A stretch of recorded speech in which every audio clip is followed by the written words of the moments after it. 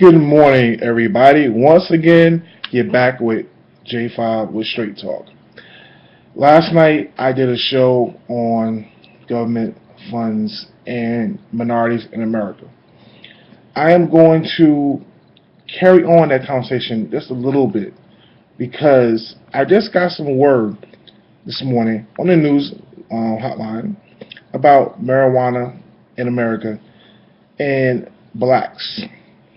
Now, we all know that over the last several months, marijuana has become legal in this country.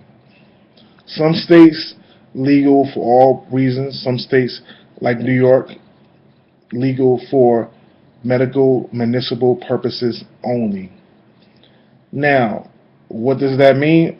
By the way, I'm sorry for the white powder. Gotta look and smell fresh today. As always. Any case, what does that mean for America? For blacks in America? It means very little.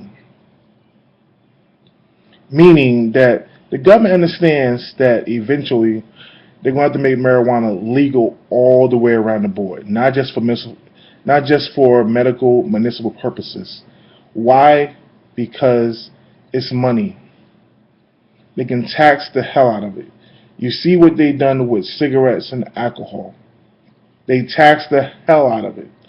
And mind you, don't forget, only reason why alcohol became legal is because of prohibition.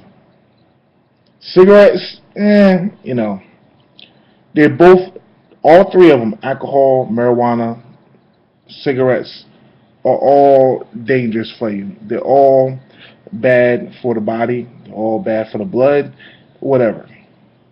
But the government sees it like this. This is another way of keeping blacks and minorities down. Why? Like I said yesterday, it's about the Fair Money Act, meaning they know that minorities, black people, love to sell drugs, love to smoke marijuana, love to drink, love all that stuff. And it's a good way of keeping us imprisoned within our own system. The cops are going to continue to harass us, arrest us, and beat us up for drug dealing. Now, do they beat up white people for selling cocaine? No. Why? Because white people, they consider commit white collar crimes. Any time a black person sells drugs or what have you, it's not a white collar crime. I call it a black collar crime if you ask me. But the government sees it one way of keeping the separation between white people and black people, rich people and poor people. Now, mind you, there are more poor white Americans than there are poor black people because there's more of them. But in 2 years, by 2016, black people, minorities, we're going to be the majority because of three things. Three. Can you see me? Three things. Interracial marriages. And, well, basically, you say one thing, interracial marriages, because black people are marrying everybody. Whites, Asians, Hispanics, you name it.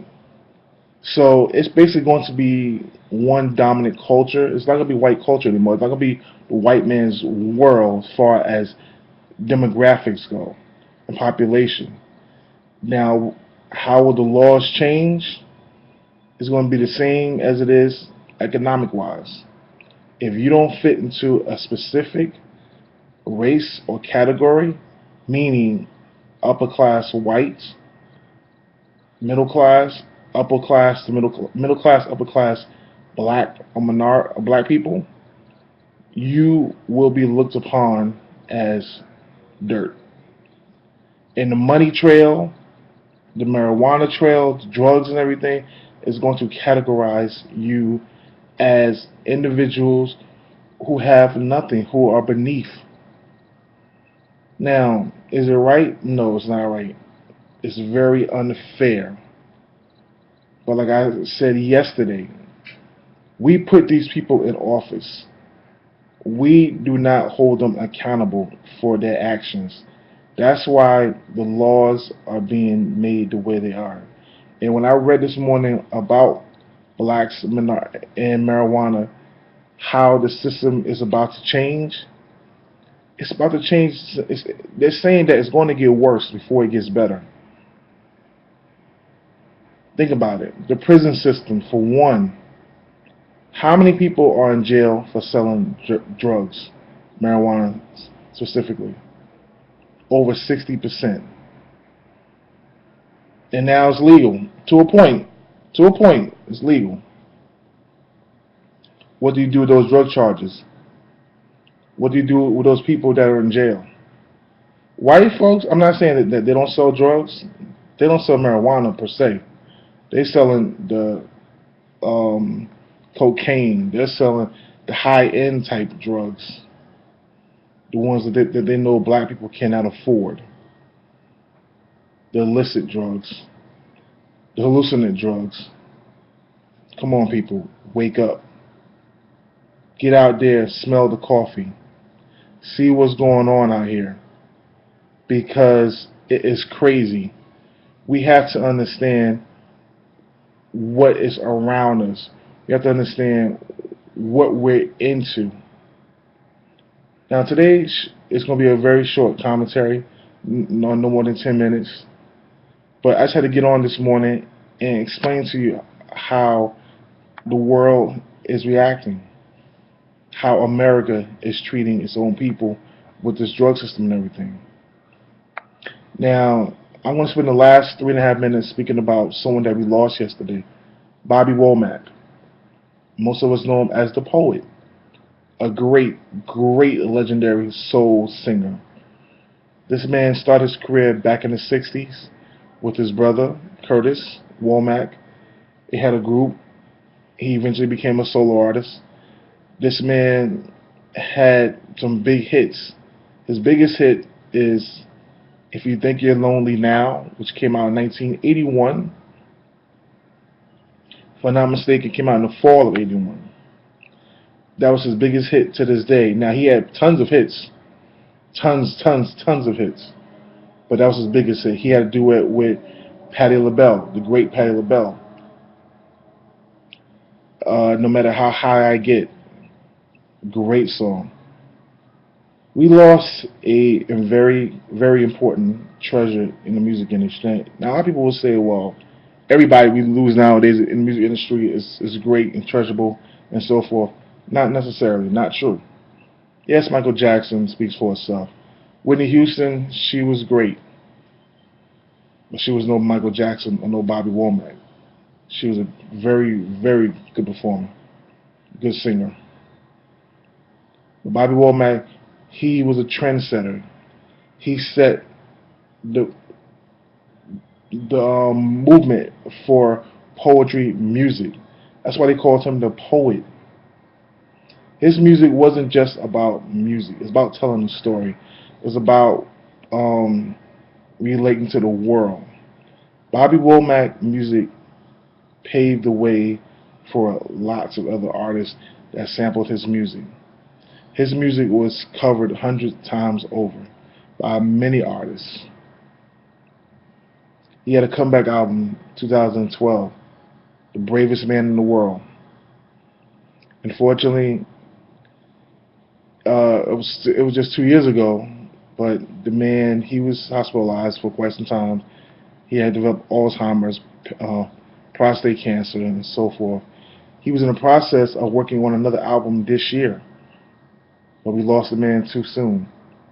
Now, will the label still put out the album, although it's not finished completely? I hope so. He was an important role model to me as far as music, because I grew up listening to his music, writing music like him and everything. I admired the man. I felt that his songs related to me. It told my life story as an adult. And I know I'm going to miss him. But I just want to leave you with that note about Bobby Womack. We lost a great soul legend. And if you're in the New York area, tomorrow on WBLS from 5 to 7. They will be paying a tribute to the great Bobby Womack. And Monday night on the Lenny Green Show on WBLS from 7 to midnight, they will be paying a tribute in honor of the great Bobby Womack. Now, a lot of you that's probably watching my video probably don't know who he is. YouTube him, Google him, Instagram him, who knows. Go on the web and period search for him. You will find out who he is, what he did. Well, in closing, I just want to say this. Life in this world is very short. How we make it out to be depends on us. It's up to us, up to you as an individual to do what's right and to do what you need to do. We all learn from our mistakes because we all make mistakes. Me, I made a lot of mistakes, but we learn from it. I'm gonna give you a quick quote from the Bible. What does it profit a man to gain the world and lose his soul? It speaks for itself, but for me personally, what does it gain? What does it? Sorry about that. What does it gain for me, or for a person to want everything valuable on this earth, and then when you die, you can't take it with you, and you up there in heaven, and your soul is gone, your spirit. So think about it. Don't want so much here on earth. Don't want to gain or expect to gain everything because you feel obligated to, and then you lose yourself, your soul, and your spirit in the midst of it. It doesn't work that way. So hopefully I'll talk to you tomorrow. But until next time, peace, stay blessed, and stay real. And also, tell someone that you love them, because tomorrow's not promised, and you never know if you may see that person again tomorrow. So I'm dedicating this show to everyone that I love, family, friends, and I'm not going to say no names, but those who watch the video know what I'm talking about. I'm out of here. Peace, y'all.